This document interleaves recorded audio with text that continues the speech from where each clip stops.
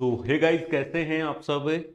और ये जो वीडियो है वो स्पेशली जो सीनियर क्लास वाले बच्चे हैं, जो टेंथ क्लास वाले बच्चे हैं, जो जूनियर क्लास के बच्चे हैं, उनके लिए है। तो एक क्वेश्चन आता है आपके फॉर्मल लेटर का या बिजनेस लेटर का या जॉब एप्लीकेशन से रिलेटेड।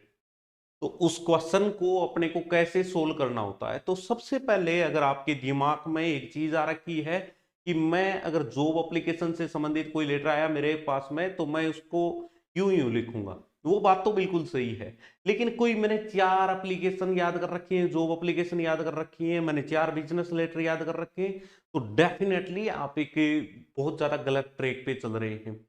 होता क्या है कि हम ये चीज करने का मतलब है कि अगला आदमी कंपोजिशन के जरिए ये जानने का इच्छुक है कि तुम्हें इंग्लिश के अंदर कोई चीज अगर अपनी तरफ से कहनी हो तो वो कह सकते हो क्या। तो जॉब एप्लीकेशन के अंदर जब आप किसी से जॉब मांगेंगे तो मैक्सिमम आपको कितने सेंटेंस याद करने हैं? 5 10 सेंटेंस याद कर लिया आपने, फिर कोई दिक्कत ही नहीं है आपकी। आप पूरे लेटर के साथ में क्यों जा रहे हैं कि ये लेटर, एक लेटर याद कर रहा हूं मैं, दो लेटर याद कर रहा हूं, तीन लेटर याद कर रहा हूं। मेरे हिसाब से ये गलत ट्रैक है। आपको सही ट्रैक पे अगर आना है तो जैसे देखिएगा, अभी अपने एक क्वेश्चन है उसको सोल्व करेंगे कि सबसे पहले लक्ष्य पब्लिक स्कूल है कोई तारानगर में, रिक्वायर्स उनको क्या चाहिए, टू स्पोर्ट्स कोचेज चाहिए उनको। तो स्पोर्ट्स के कोच चाहिए मेरे जैसे वॉलीबॉल प्लेयर बड़े वाले। एक मेल चाहिए एंड वन फीमेल चाहिए, मतलब एक नर और एक क्या चाहिए, मादा चाहिए।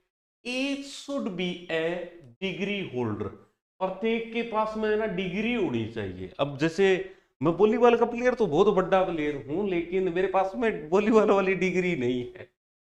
थर्ड में खड़े होने वाले को कोई डिग्री नहीं मिलती। In physical education as well as an self certified coach in athletics. और वो एथलेटिक्स के अंदर भी कोच होना चाहिए, सर्टिफाइड कोच तो होना ही चाहिए भाई।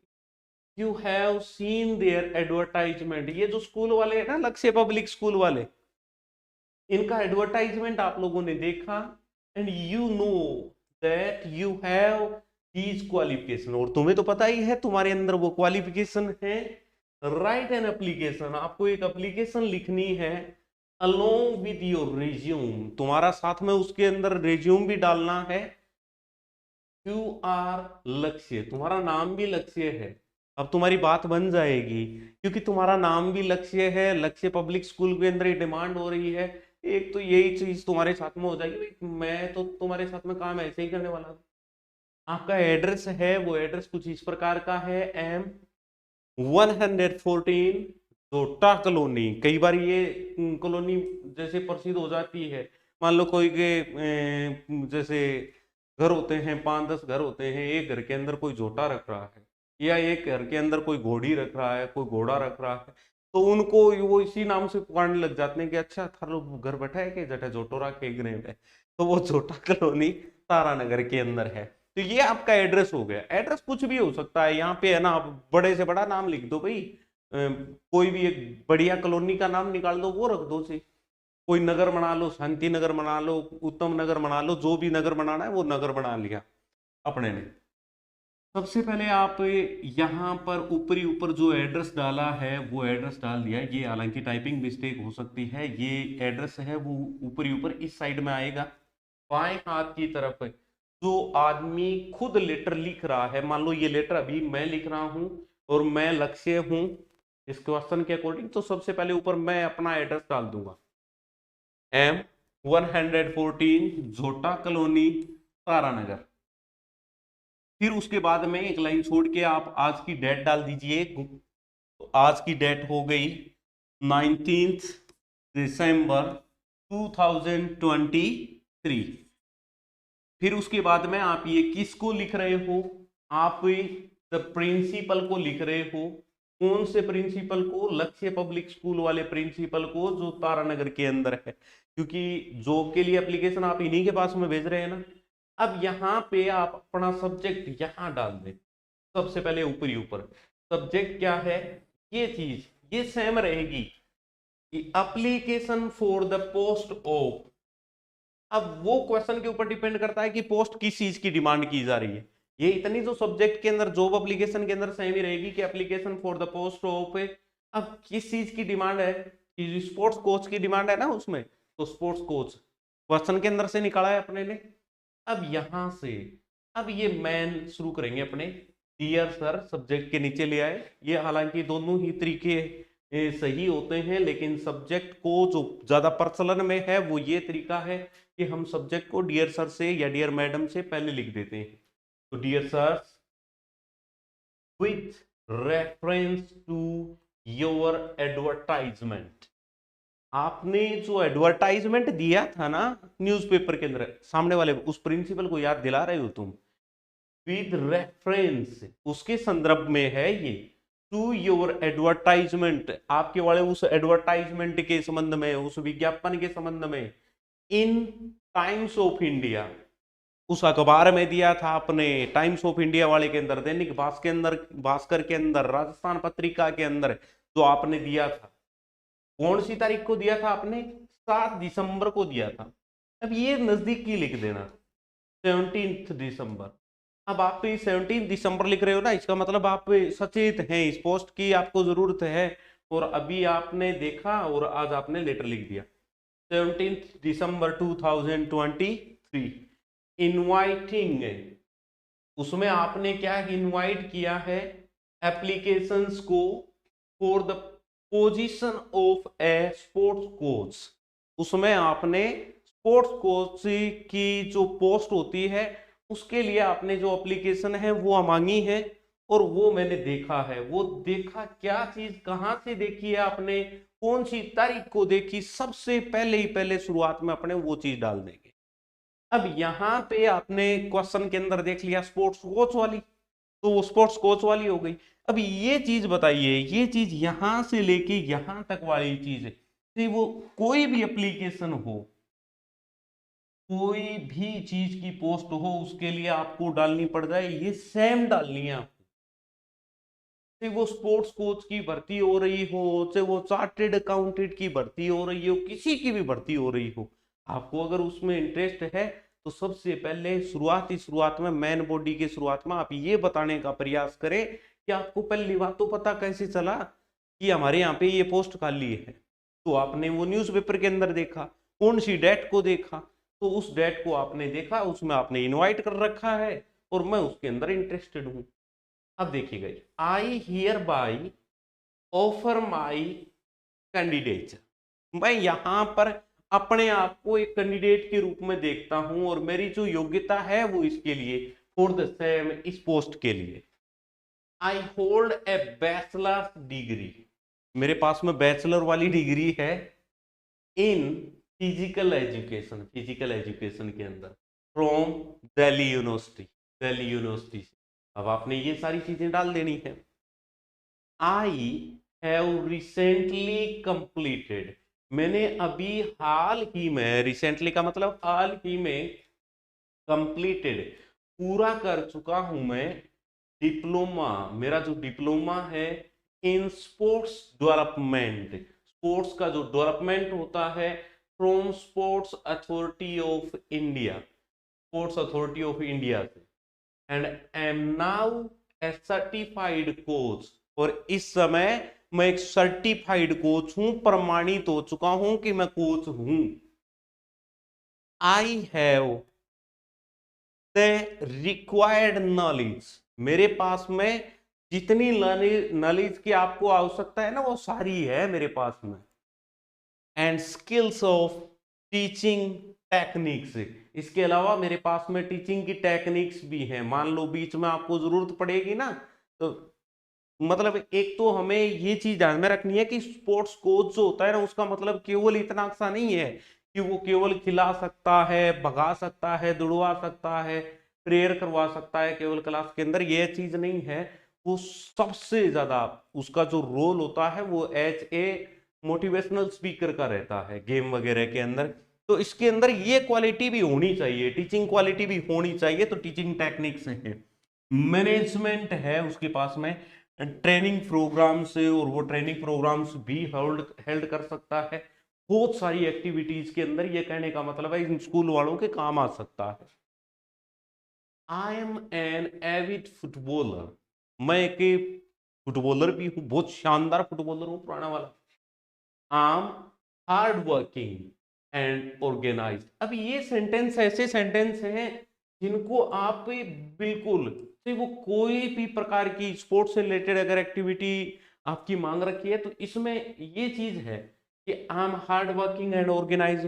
कौन सी ऐसी कंपनी होगी जिसको आदमी चाहिए होगा, और वो आदमी ऐसा नहीं चाहिए होगा कि जिसके अंदर हार्ड वर्किंग हो, जो ऑर्गेनाइज रूप से काम करता हो, संगठित रह के काम करता हो लोगों के साथ में।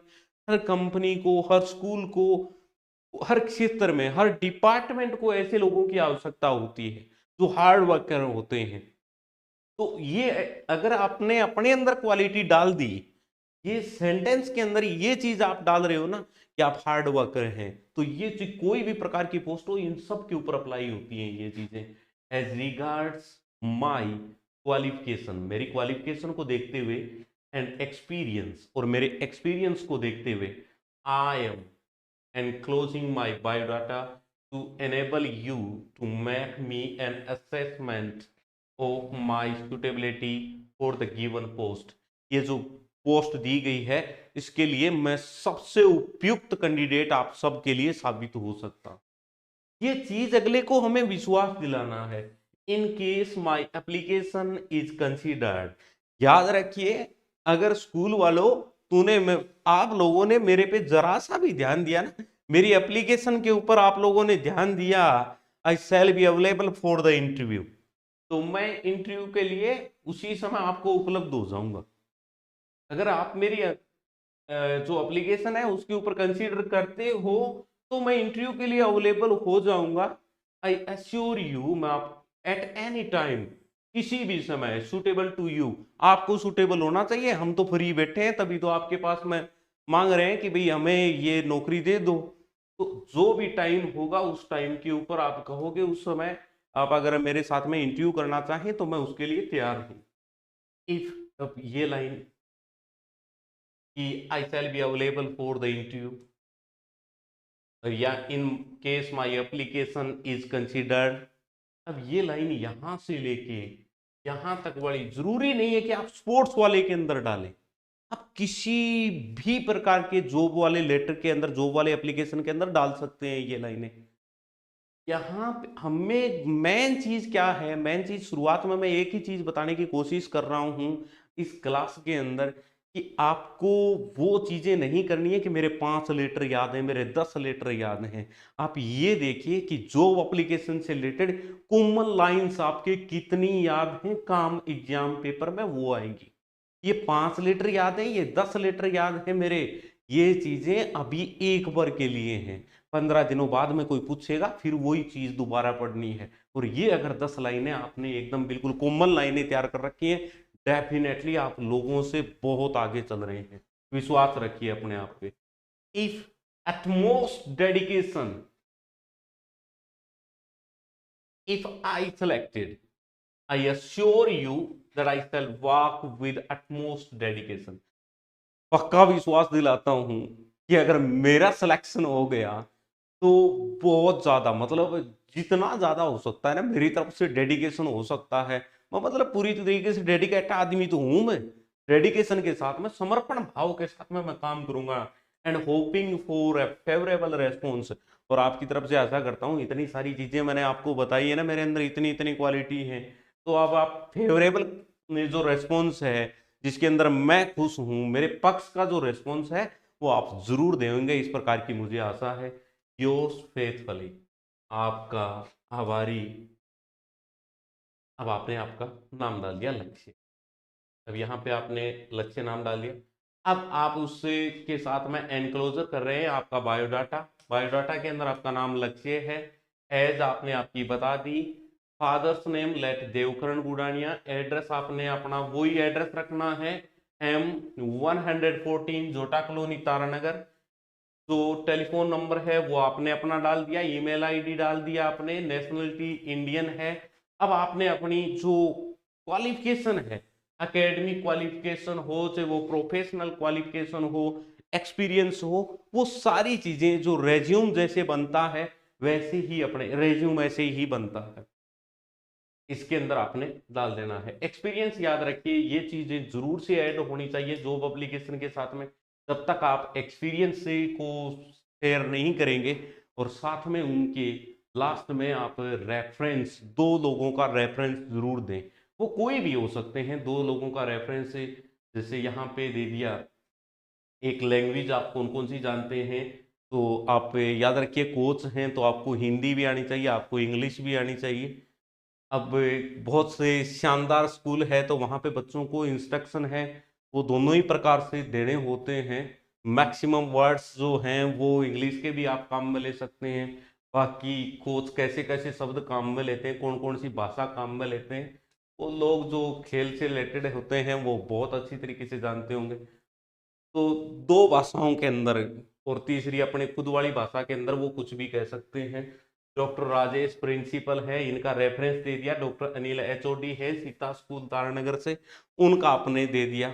तो इस प्रकार से आपको जो जॉब एप्लीकेशन है वो ऐसे तैयार करनी है जिसके अंदर कॉमन चीजें हो जाएं। और यहाँ पे मैं इसी कॉमन चीज की बात कर रहा हूँ। ये रेज्यूम आपने बना दिया, रेज्यूम बनाने के बाद में ये जो चीजें हैं जिनके बारे में मैं बात कर रहा हूं कि यहां पर जो चीज उस क्वेश्चन से रिलेटेड है वो तो आप अलग रख दीजिए। इसमें बहुत सारे सेंटेंसेज, ऐसे सेंटेंस हैं जिनको अपने अलग से निकाल के भी देखेंगे नेक्स्ट वीडियोस के अंदर कि कैसे कुछ कॉमन जो सेंटेंस होते हैं उनको हम हर प्रकार के जो जॉब लेटर हैं, उन जॉब एप्लीकेशन है उनके अंदर काम में ले सकते हैं। तो वो जरूर से तैयार करिए। अगर वो तैयार हो गए तो फिर आप नेक्स्ट लेवल के बंदे हैं। तो have a great day guys, मिलते हैं ऐसे ही एक और किसी अन्य टाइम पे किसी और वीडियो के अंदर। तब तक के लिए हैव ए ग्रेट डे।